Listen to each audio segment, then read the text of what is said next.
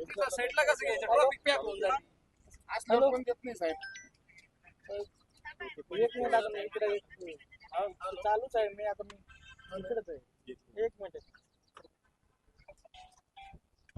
Hello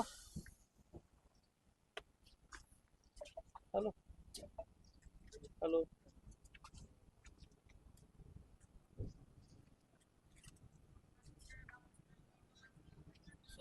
hello आवाज पालकमंत्री साहेब बोलतात आपल्या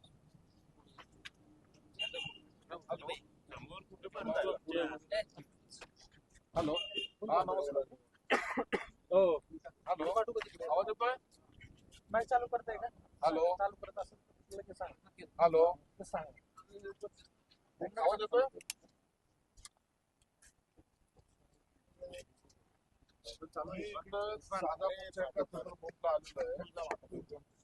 तुळजा माता पेट्रोल पंप इथं त्या पेट्रोल पंप वाल्यांनी पेट्रोल घेत होता, नंतर अचानक बंद केला. इथं न्यूज चॅनल वाले पण आले, त्यांना विचारलं आम्हाला तुम्ही न्यूज झालं, तुम्ही मला स्टॉक दाखवा. तर त्यांनी कॉम्प्युटर बंद केलंय आणि तो पळून गेलाय. तर आपली एक टीम ताबडतोब तिथं पाठवा आणि त्याला रोडसील करा. हॉटेल साई राजमाता त्याला लागून आहे आता.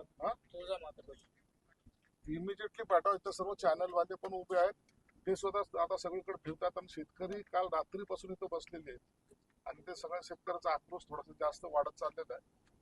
त्याच्याकडे नसेल तर त्याने स्टॉक दाखवलं पाहिजे ना, नेलंय म्हणून. आमचं ते म्हणणं आहे. आम्ही शेतकऱ्याचं म्हणणं तुमच्याकडे नेलंय तर कॉम्प्युटर मध्ये दाखवा नेलंय. आम्ही काय तुम्हाला भांडायला थोडी आलो, पण जर असं असून जर देत नसाल तर त्यांना त्रास होतो ना त्यांना. तातडीने पाठवा कोणाला पाठव. पण ओके आपल्या सोबत पालकमंत्री सर सकाळपासून शेतकरी डिझेल भेटत नाही. मी बिगर भाकरीचा आहे सर. माझं ट्रॅक्टर तिथं रस्त्यानं उभा आहे बिगर डिझेल.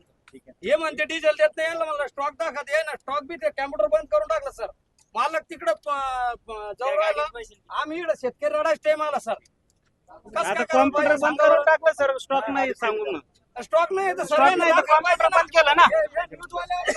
सर तिकडे जाणं पलीकडे त्याच्या गाडीत बसून होते सर तिथं. यांनी विचारलं फक्त स्टॉक गाडी मालक कुठे तिकडे गाडीत बसेल सर. गाडी गेली वाटतं. गाडी गेली. कॉम्प्युटर बंद करून टाकलं होते सर. ते इथून चालले गेले. चालू मध्ये बरं बंद करून टाकलं त्यांनी. कॉम्प्युटरवर दिसतं ना ते नील एका हाय स्टॉक आहे म्हणून. काय करायला पाहिजे शेतकऱ्याला परेशानी चालू आहे शेतकऱ्याची. आता केव्हापासून चालू किती वाजेपासून? 11 वाजेपासून. 11 वाजता आता बंद केले.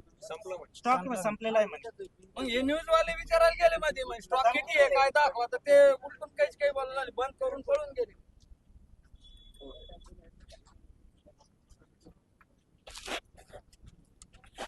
नील दाखवा ना आम्हाला. स्टॉक नील आहे तर ते दाखवायला पाहिजे ना त्यांनी. कॉम्प्युटर बंद करून टाकलं त्यांनी.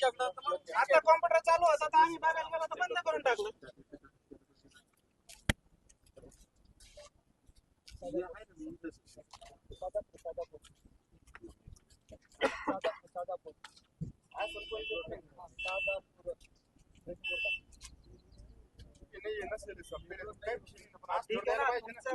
जे असेल ना थोडं थोडं सगळ्यांना द्या ना. थोडं थोडं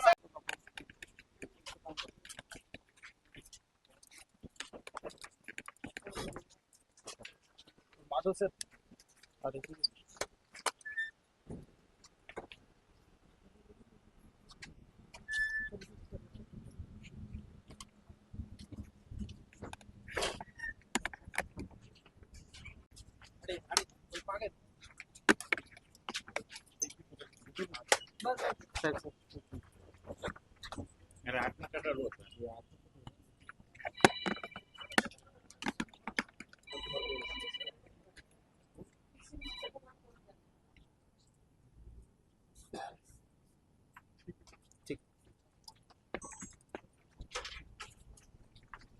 तुम्हाला विनंती की 15-20 मिनिटं थांबा.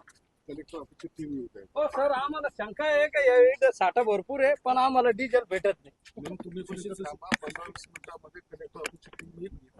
याचा ताबा घेतील ते सर्व त्याची चौकशी करतील. आता सगळ्यांची सुरू करू आपण. आता कसं माहितीये का, सैनिक असताना आम्ही पेट्रोल पंप आणणं सर्व त्याचं गैर मेसेज नको म्हणून आम्ही थोडं थांबलो होतो. परंतु आता सगळीकडे आम्ही आता शासनाच्या माध्यमातून सगळीकडे चेकिंग हे सुरू करणार. टँकर आला होता, त्यांनी खाली केलं आणि त्यानंतर ते काही शेतकऱ्यांना दिले, पण नंतर त्यांनी बंद करून टाकलं. शेतकऱ्यांनी विचारलं की डिझेल कुठे गेलं, आम्ही विचारलं स्टॉक कुठे आहे, तर तो स्टॉक न करता नाही म्हणून सांगितलं आणि तुम्हाला आल्यानंतर तो पळून गेला. नाही, मला तिथूनच एक माहिती आली की या अशा पेट्रोल पंपवर असं थोडीशी धांदली होते. शेतकरी हे अनेक तासापासून इथे उभे आहेत. त्यांची मागणी एवढीच आहे की आम्हाला तुमच्याकडे डिझेल असेल तर आम्हाला ते द्या, नसेल तर तुमच्याकडे जे कॉम्प्युटर वगैरे असतं त्याच्यामध्ये साठा नील झाल्याचं तुम्हाला आम्हाला दाखवा. परंतु तो पेट्रोल पंपवाला इतर आता सोडून पळून गेला असं मला माहिती आहे. म्हणून मी आताही कलेक्टरांना फोन केलेला, त्यांची टीम आता तातडीने इथे येईल. शेतकऱ्यांना असलेलं डिझेल देण्यामध्ये यांना त्रास काय?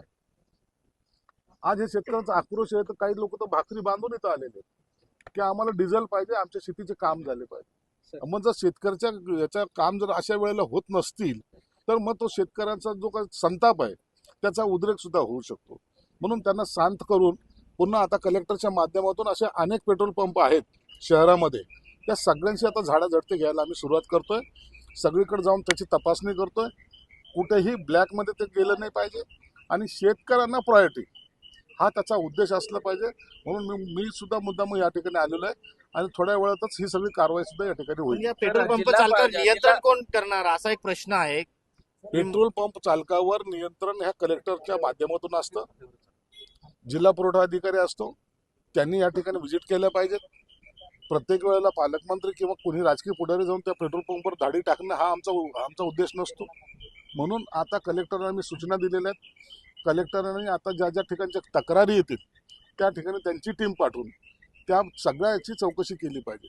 साधं म्हणणं आहे, तो शेतकरी विचार सांगतोय तुमच्याकडे डिझेल नाहीये, तुम्ही दाखवा की तुमच्याकडे नाहीये. तुमच्या कॉम्प्युटरमध्ये नील येतं ना, ते फक्त दाखवा, नसेल तर आम्ही वापस जातो. एवढं साधी मागणी जर तुम्ही त्याची पुरी करू शकत नसाल तर मग त्या शेतकऱ्यांनी करायचं काय? म्हणून आता हे सर्व प्रकारावर कलेक्टरांना सक्त निर्देश दिले की तुम्ही याच्यावर नियंत्रण घ्या. पण सर, प्रशासन असं सांगते की 13 लाख लिटर डिझेल उपलब्ध आहे. आता हे डिझेल गेलं कुठं, गायब झालं का, हा घोटाळा आहे असा प्रश्न शेतकऱ्यांना पडलाय. नाही, आता काही वेळेला असं होतं का काही वेळेला पॅनिक केलं जातं, जाणून बुजून पेट्रोल पंप बंद करणं. मग ते शेतकरी इथून दुसऱ्या पेट्रोल पंपवर जातो, तिथं बंद दिसतो, तिसऱ्या पेट्रोल पंप जातो. म्हणून इतक्या पेट्रोल पंपवर फिरून त्याच्यात जर त्या ट्रॅक्टरमध्ये किंवा त्याला जर डिझेल मिळत नसेल तर तो पॅनिक होणार ना. म्हणून हे का असं घडतंय याच्या मागची कारण सुद्धा शोधावं लागतील. हे जाणून बुजून देण्यामध्ये दिरंगाई करतात का किंवा इतर ठिकाणी ते विकतात का, याचा सुद्धा आता तपास करावा लागणार. साहेब, आता यांनी सिस्टीम बंद केली, इथे कर्मचारी सुद्धा शेतकऱ्याला आरडाओरडीची भाषा करतात, माध्यम प्रतिनिधी सुद्धा धमकी देतात. आता तुम्हीच पाहिले ना, तुम्ही प्रसिद्धी माध्यमवाले त्यांच्याकडे गेले, त्याचं काम आहे हे बघा, हे असा रेकॉर्ड आहे. कदाचित शेतकऱ्याला तुम्ही अनपढ समजत असाल, ठीक आहे, तुम्हाला तर दाखवलं पाहिजे होतं. शेतकरी आता एवढा अनपढ राहिलेला नाहीये, त्याला कळतं सर्व. म्हणजे शेतकऱ्याला दाखवायचं नाही, प्रसिद्धी माध्यमाला दाखवायचं नाही, दाखवायचं कुणाला? आणि पब्लिकली आहे ना. तुम्हाला घाबरण्याचं कारण काय, मला हे तर समजून द्या. सर, आता हे प्रश्न असा आहे की तुम्ही पालकमंत्री आहात, तुमच्या समोर हे सगळे कर्मचारी मालक पळून गेलेला आहे, आम्ही त्याचे साक्षीदार आहोत. अशा परिस्थितीवर या पेट्रोल पंपावर हे शेतकऱ्यांना त्यांनी खोटं बोललेलं आहे, साठा उपलब्ध आहे असं आम्हाला लक्षात येतंय. काय कारवाई करायला लावणार? आता 15 मिनिटांमध्ये इथे कलेक्टर ऑफिस मधली टीम येईल, या सगळ्या पेट्रोल पंपचा ताबा घेतील आणि तेच त्यांच्या पद्धतीने जी काही शासकीय कारवाई त्यांच्यावर केली जाईल.